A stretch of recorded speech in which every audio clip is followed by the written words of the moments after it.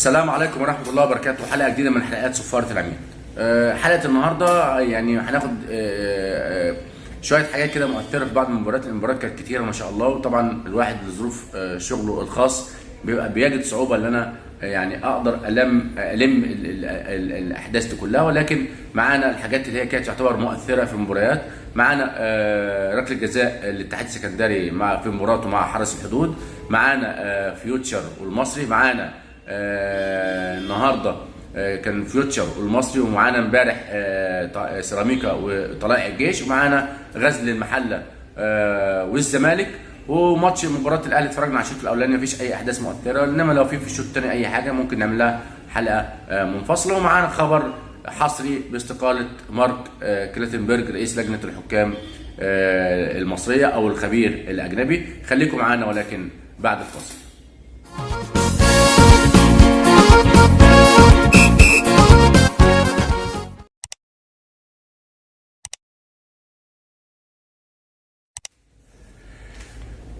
بسم الله الرحمن الرحيم، ورجعنا لكم تاني. واول حاجه هنبدا بيها مباراه الاتحاد السكندري وحرس الحدود. وقبل ما نشوف الفيديو هنلاقي ان انا عاوزكم تبصوا على المدافع، رجليه مرفوعه يعني باهمال، او لو حصل تلامس كمان بنسبه كبيره حصل تلامس.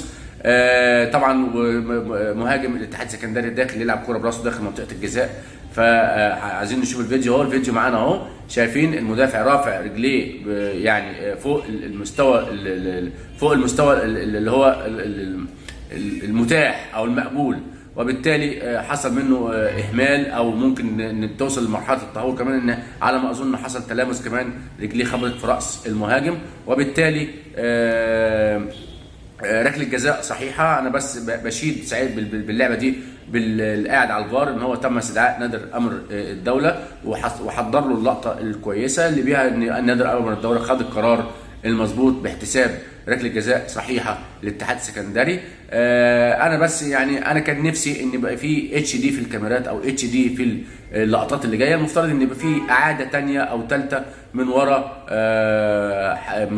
مرمى، من ورا المرمى، او من خلف خط المرمى، عشان يبقى اللقطه واضحه. زي ما كولينا قال لنا لازم تبقى اللقطه الكاميرات تجيب لنا يعني توصل لمرحله ال 4K كمان، مش الاتش دي، عشان نقدر ناخد القرار السليم. ولكن طبقا للامكانيات المتاحه، برافو الفار ان تم استدعاء نادر امر الدوله لاتخاذ قرار باحتساب ركله جزاء صحيحه للاتحاد السكندري ضد حرس الحدود. معانا مباراه طبعا سيراميكا وطلائع الجيش اللي اقيمت امس، وادارها الحكم اسامه اسماعيل من منطقه السويس. واحنا قلنا اسامه اسماعيل من الحكام اللي كانت مظلومه، وكانت معاه عمرو عايد، وكان معاه صبري ابراهيم، وكان معاه صبحي العمراوي. وان شاء الله نشوف عمرو رمضان الفتره الجايه ديت، ونشوف حكام كتير، ونشوف مبروك نبيل من منطقه القاهره. طبعا توفيق السيد بصراحه عامل حلقه كويسه ان هو بدا يحتوي الحكام اللي هي مظلومه زي المساعدين. وشفنا امبارح لعب مساعد في نفس المباراه محمد ابو العزايم، ولسه ايهاب فخري، ولسه احمد شاهين، ولسه المساعدين اللي هم كانوا راحوا اشتكوا، وتم احتوائهم ومقابلتهم مقابله كويسه من كابتن توفيق السيد ومعاه مارك كلاتنبرج. وكان اول مساعد لعب امبارح على ما اظن محمد ابو العزايم. فاسامه اسماعيل عمل مباراه رائعه. طبعا انا بعتبر بتدل على شخصيه الحكم اتخاذ قرار جريء جدا من اسامه اسماعيل. طبعا انا يعني بعترض على استدعاء الفار للعبه احمد ياسر ريان. قبل ما اشوف الفيديو انا شايف ان احمد ياسر ريان كوره لا تستحق استدعاء من الفار، وكنت بصراحه لما اسامه اسماعيل راح شافها على الفار كنت يعني واثق ان هو هياخد القرار الصحيح، وواثق ان هو مش هيتاثر. فمعانا الفيديو، عاوزكم قبل ما تشوفوا الفيديو اللقطه اللي هي اول لقطه اللي هي من ورا الجون، هنلاقي ان محمد فتح الله رجليه كلها نزل على الارض، ما حصلش تلامس بينه وبين احمد ياسر ريان. معانا الفيديو اهو، هنلاقي ان احمد ياسر ريان لعب الكوره، وبالتالي ومحمد فتح الله نزل برجليه على الارض، ما حصلش اي تلامس مع احمد ياسر ريان.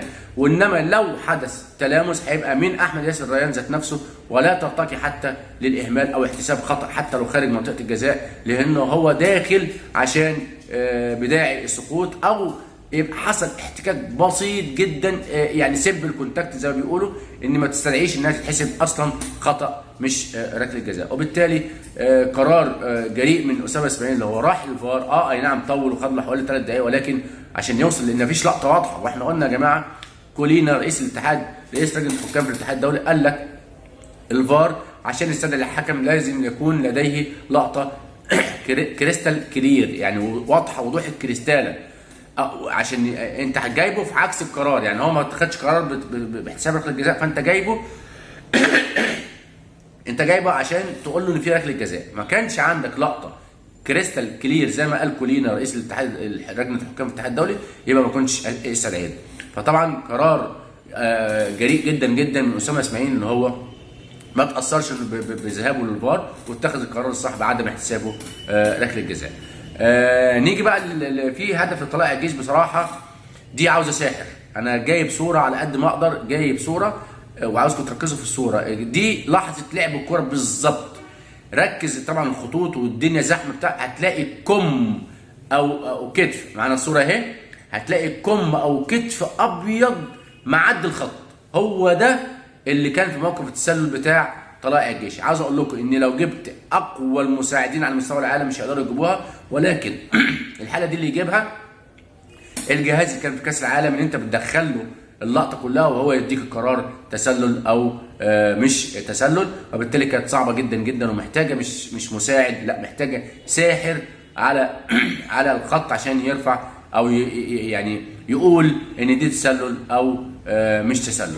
وبالتالي الكوره من لعبه من اللعبات الصعبه جدا جدا، ولكن انا برضو بشيد بيها بالفار ان هو خد القرار الصحيح فعلا رغم صعوبتها. انها انا شايف انها فعلا هدف من تسلل صحيح.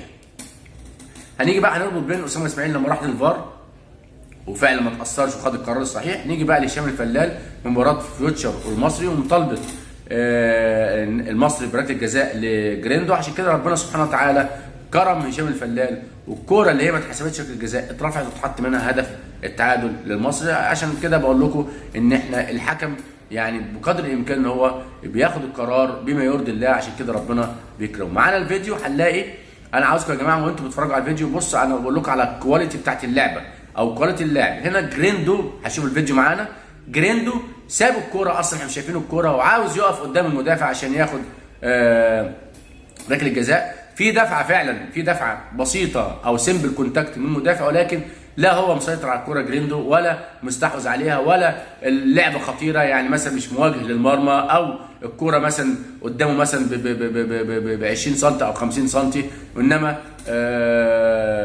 احتكاك بسيط سمبل كونتاكت.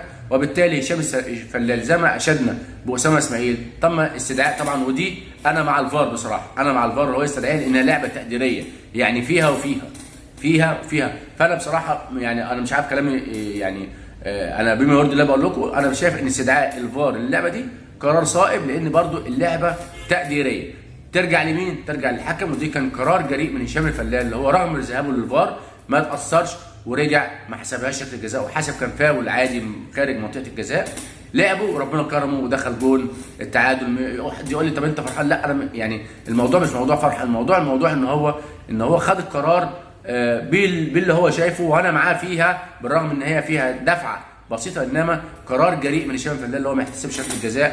وبالتالي شابوه لهشام الفلال وشابوه لاسامه اسماعيل على الرغم من استدعاء الفار ليهم، ولكن اتخذوا القرار الصائب. نيجي بعد كده لمباراه المحله، غزل المحله والزمالك. بسرعه كده هنلاقي ان طبعا هدف المحله الاول سليم 100%، رغم ان سامي هلال من الحكام الدوليين متميزين، ولكن عمل ديلي وبعد ما الكره احرز هدف رفع رايته بالتسلل، لكن انا بعتبرها كور من الكور السهله، فهي تسلل فعلا راس حربه المحله غير متسلل، وبالتالي هدف صحيح للمحله.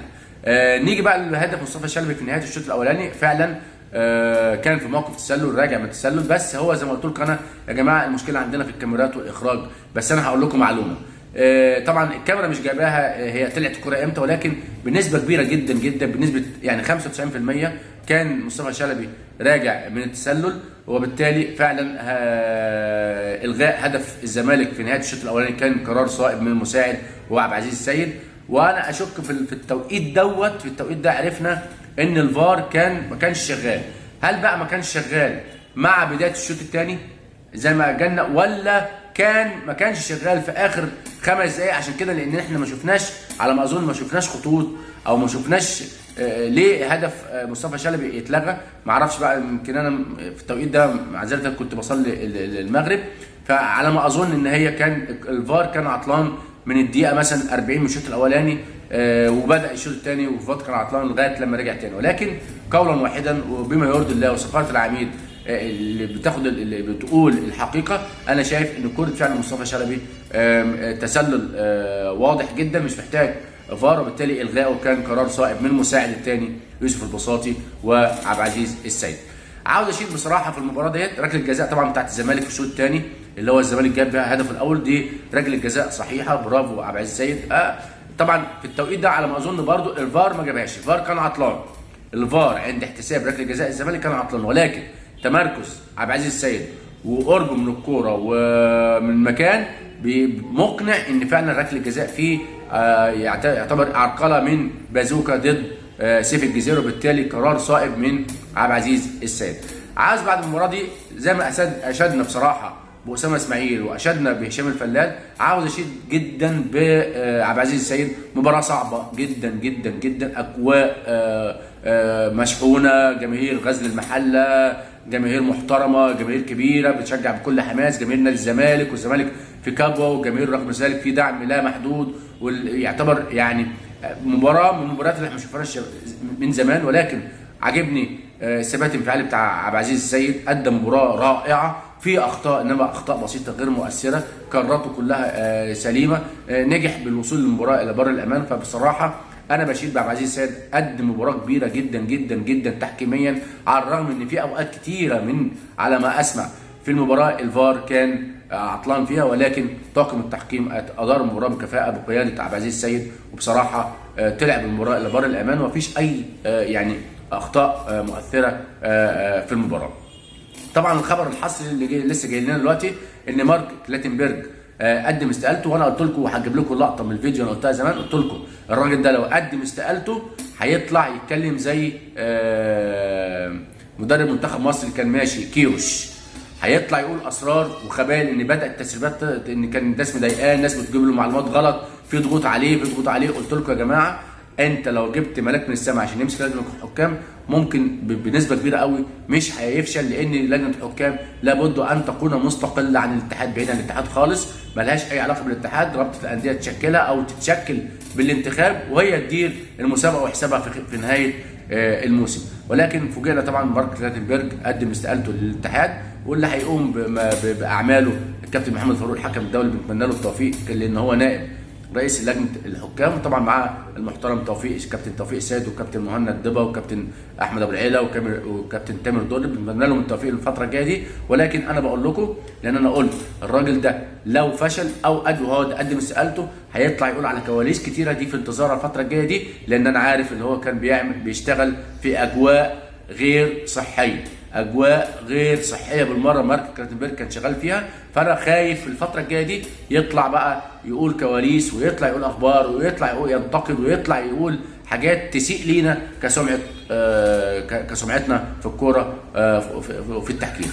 ولكن انا بقول للكابتن محمد فاروق ربنا يوفقك، معاك الكابتن توفيق السيد، بتمنى كل الدعم للكيان لجنه الحكام لحين اما نشوف اتحاد الكوره هل هيعين رئيس لجنه جديد ولا هيخلي الناس دي هي قائمين بالاعمال وتسيير اعمال اللجنه الفتره الجايه دي لحين اشعار اخر. دي كانت حلقه النهارده من سفاره العميد. عجبك الفيديو اعمل لايك او شير، واللي مش مشترك في القناه اشترك في القناه ويفعل زر الجرس ليصلك كل جديد من سفاره العميد. شكرا والسلام عليكم ورحمه الله وبركاته.